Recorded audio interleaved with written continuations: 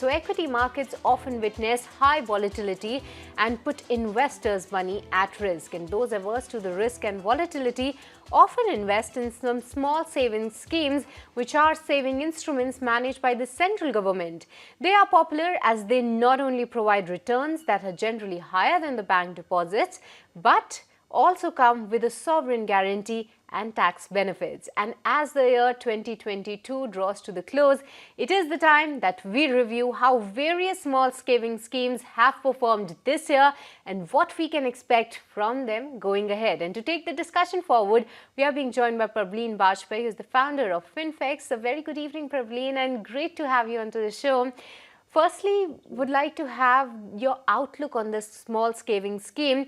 But before coming to that, how was 2022 was for the small saving schemes? Which one amongst the public provident funds, senior citizens, small saving funds, some of the schemes like Sukanya Samriddhi account, which saw the most traction this year as per you? Good evening, Shrishti, and wishing you and all your viewers a very happy 2023 in advance. So small savings, as you said, they offer the twin benefits of decent returns as well as the guarantee by the government because it's a risk-free instrument. And they have been popular amongst the rural as well as urban population for quite many years now. And I think they, of course, serve the twin purpose of not only being a good instrument, but also they are a very important component for the overall borrowing program of the government and a decent percentage of how the fiscal deficit is met. 2022 actually in terms of the budget estimates, what were given, Shrishti, we saw that the National Small Saving Fund had receipts of about 15.23 lakh crore in 2020-2021, because this was the period when we saw very good inflows into these schemes. And by 2021-22, there was a dip by around 10%, and this figure came down to 13.66 lakh crore. And the budget estimates for 2022-23, because we are still, ongoing financial year, are actually at 14.91. So estimated at about 9% higher. And the government even projected that the overall net inflows would be higher by about 16.3%. In terms of individual data, the month-on-month data, it is reported by RBI, but that's with a lag. And that data currently shows for the couple of months that we have for this year, for the calendar year 2022, that there is a sort of a constant which has been maintained as compared to 2021, and the inflows aren't higher. And there is another separate report which claims that there has been a 4.9% dip actually in the inflows during the first half of the financial year. That means from April till September. So there are varied reports, but the numbers that we have definitely suggest for the months we have that PPF, Senior Citizen Savings Scheme, National Savings Certificate, and even Kisan Vikas Patra actually are witnessing a sluggish sort of a growth and even a decline, for the data which is available with us. And it is the post office savings banks deposit, I think, which has seen decent traction overall. And this, can probably because of the other instruments possible that we have now. And of course, the sluggishness that we saw, in the hiking of interest rates for these schemes. Yes, absolutely, Prableen, because post-COVID, what we are seeing that the retail participation, especially in the equity markets, has gone up. But keeping aside that factor, when we talk about the interest rates being offered by all of these schemes, is that a reason that we are seeing some sluggish demand? Just want to understand from you, what exactly is the formula suggested to calculate for PPF, Senior Citizen, as well as Sukanya Samriddhi? What is the matrix that is being used? Because for FDs, we often debate upon that the interest rates hikes and the hike that we are seeing in the FD rates are coming up with quite a bit of a lag. So is that the similar scenario we are seeing in these schemes as well? Yeah, Shrishti. So here, basically, based on the recommendation of the Shamla Gopinath Committee, which was formed in the year 2011, there was a set formula which was given, and that came into implementation in the year 2012-13. And according to that, the annual interest rates were set in the month of March for the coming financial year. In 2016, there was a change which was made to this, and just to make the whole process more dynamic and more market related, it was decided that the resetting of the interest rates will be done on a quarterly basis, and that is being followed since 2016 March. Uh, Here, the interest rate which is calculated is based on the average of the government securities yield for the previous 3 months. So, the average government security yield for the previous 3 months, the average of that for the maturity period. So, for example, we are looking at a 5 year term deposit. We look at what is the comparable yield in the government securities. And then there are 6 different schemes out of the 12 available in the small savings space where there is a premium which is available from 0.25% to 1%. So, Public Provident Fund, monthly income scheme, then your 5 year term deposits, as well as the National Savings Certificate, they give a premium of 0.25% over and above the government securities yield, whatever was there in the previous 3 months. And 1% for senior citizen savings scheme, that is the highest premium that is available amongst all the schemes, and 0.75% for Sukanya Samriddhi Yojana.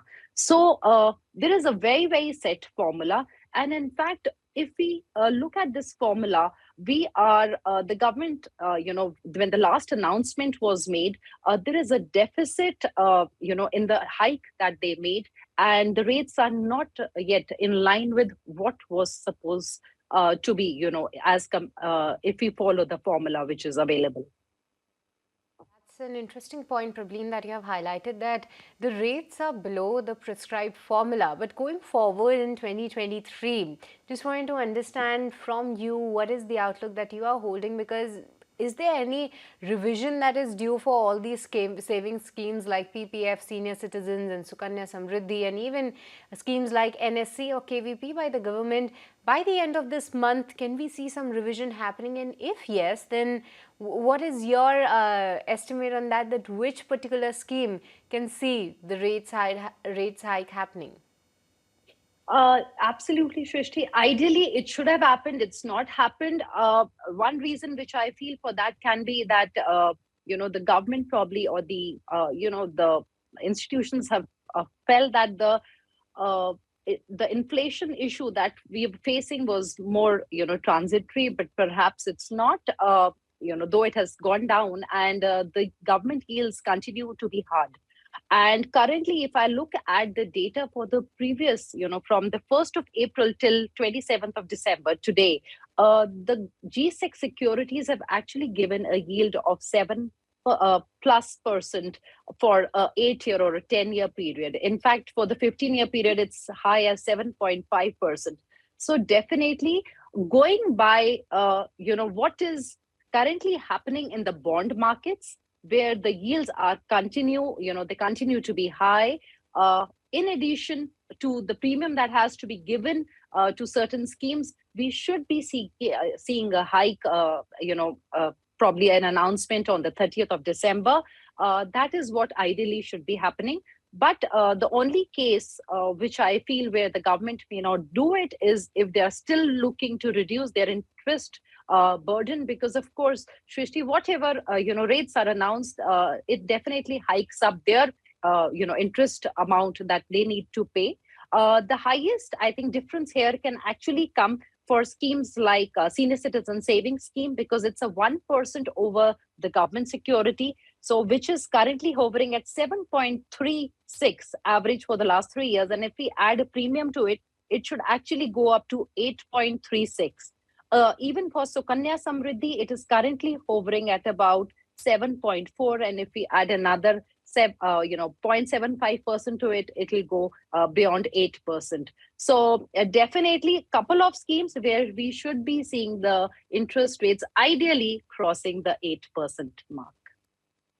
Okay, so we look forward to that. But Prableen, at the very start, you just highlighted how 2022 has been for all of these schemes, and you mentioned that it was a kind of a sluggish demand all throughout the year, but post office schemes did see some bit of attraction coming in.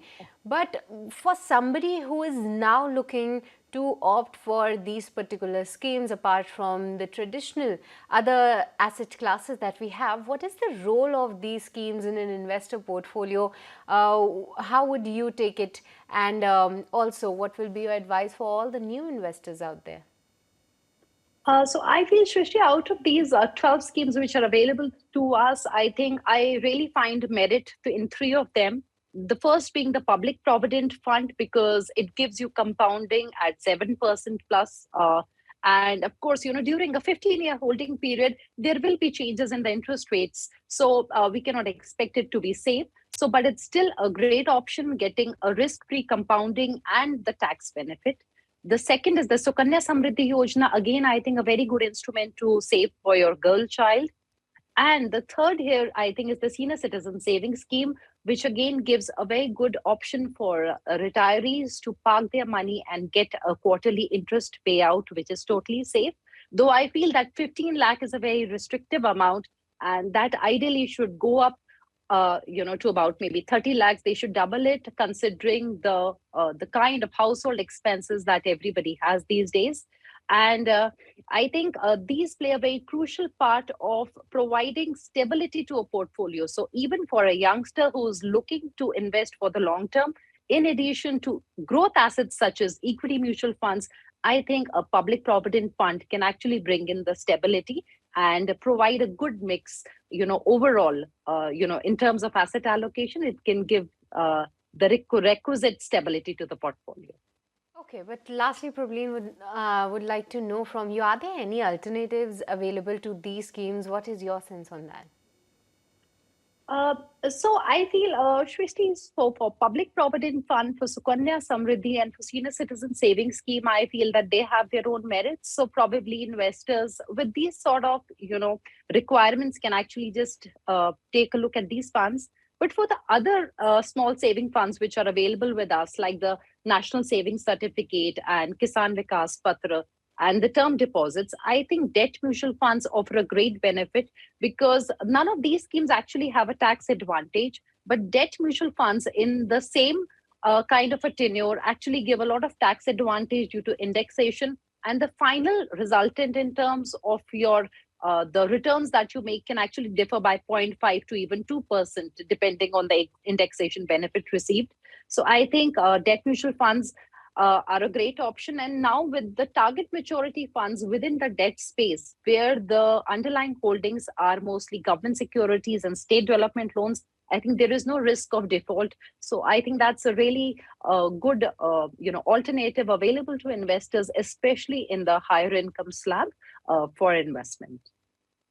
Okay, so that's the take coming in on if you are looking for some alternatives, what are some of the schemes that you should be looking out for? And Prableen just highlighted that debt mutual funds is something that you can be looking out for. But Prableen, with this, we'll let you go on that. It was great having you on the channel, helping all our viewers understand how was 2022 for all of these 12 small savings schemes and what is the outlook ahead going forward. Pleasure having you on the channel, and season's greeting to you and your family. Thank you. Thank you so much.